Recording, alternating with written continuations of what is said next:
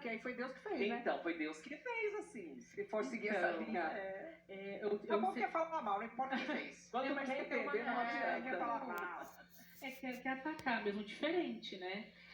Não, no seu caso deve ter sido muito desafiador, porque como criança ter que vivenciar uma situação completamente diferente, que ninguém entende, porque é uma situação diferente essa, né? Sim, não sei bem diferente. A porcentagem de quantas pessoas é pouco, Então, não é? assim, do hermafrodita verdadeiro... O né? hermafrodita teria os dois sexos externos? Não, tem ovário e testículo. Tá.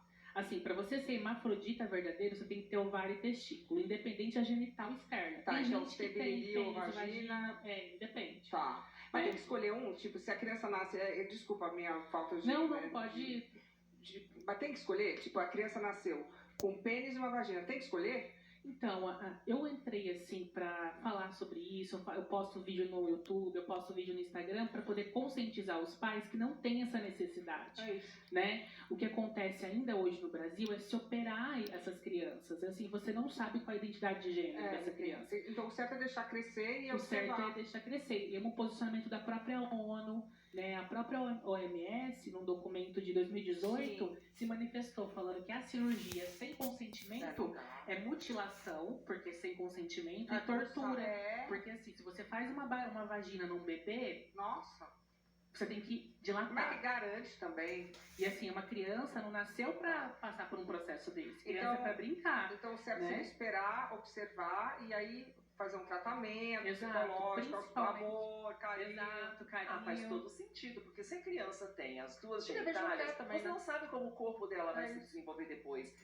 E mais do que isso, né, nessa concepção que a gente já entende, qual é a identidade dessa criança? Porque você, para ter uma identidade feminina, de mulher, você não precisa ter nascido intersexo. Não, Olha o meu caso, por exemplo. Eu nasci um menino, fui criada como menino e nada adiantou, viu? Nem apanhar, nem surra, nem castigo, nem filho, não adianta, nada. Amiga, nada adianta. Mulher acabou. Eu passei por tudo isso, assim, pra tentar condicionar a minha identidade de gênero como menina. Você tentou? Eu tentei por mim, porque eu pra queria agradar meu pai pra não sofrer, e ele também. Sofia, e você? Você tentou em algum momento? Ou você já... Eu me lembro que você foi super bem aceita na família, né? Você e sua irmã. Então, essas questões depende muito. Por exemplo, a gente somos 4 irmãs.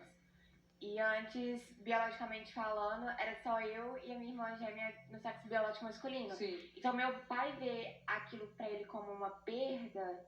Pra ele entendo. Que foi uma perda, tipo... Perdeu os 2 filhos, perdeu, mas não. E então pra ele foi mais difícil ter esse respeito. Sim. E em outras questões também, eu tive mais rejeição em questões do parâmetro da minha família por parte de pai. Sim. Agora, por parte de mãe, sempre foi super tranquilo. Mas você tem um entendimento bom. E hoje, como que tá? Hoje em relação ao meu pai, tá incrível. Hoje a gente tem uma relação... de pai e filha, como eu sempre desejei. Que bom, mas eu entendi, o seu entendimento foi bonito, você entender que pra ele... Porque também a gente tem que entender o outro lado. Eu acho que a aceitação é de ambos os lados. O amor pra vocês também dá, né? Às vezes a pessoa tem um pouco de dificuldade, você é mais jovem, mais cabeça aberta, entendeu? E agora deu tudo certo. Sim, que bom. E o pessoal da minha cidade é muito pequena a cidade. Sim. Então eles falavam muito. E como meus pais são separados, meu pai morava no Pará, por causa da sobrava base. pro pai. E aí eles falavam assim que eu tinha que ter uma figura paterna, assim, na minha vida. Tem, teu pai.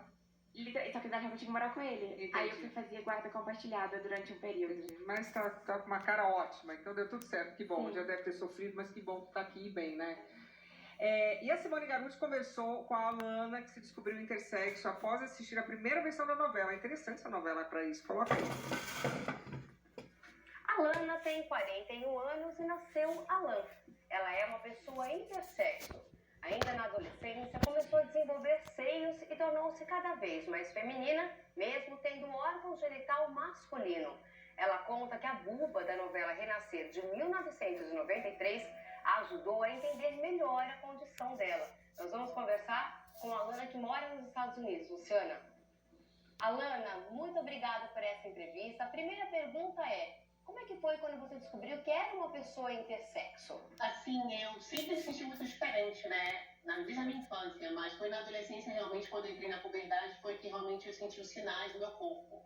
Entendi. Pra quem tá em casa, né? As pessoas já entendem, mas assim, na sua condição, O que é uma pessoa intersexo? É uma combinação cromossômica diferente e também nasce muitas vezes com a genitália ambígua ou com aparelhos reprodutores dos dois gêneros. Só pra gente explicar pra quem tá em casa. Você na adolescência, você tinha o órgão genital masculino, mas menstruava. Tomei testosterona dos 13 aos 18 anos para frear meu desenvolvimento feminino, que naturalmente estava indo para esse caminho, né? Sim. O médico, junto com meus pais, decidiram esse caminho para mim, tomar testosterona para que o meu corpo não se desenvolvesse como mulher. Certo. Agora conta pra gente como é que a buba da novela te ajudou. Isso é muito importante, né? Porque a época era um tabu. Como é que foi isso? Sim, justamente. Foi a única referência que eu tive na teledramaturgia brasileira.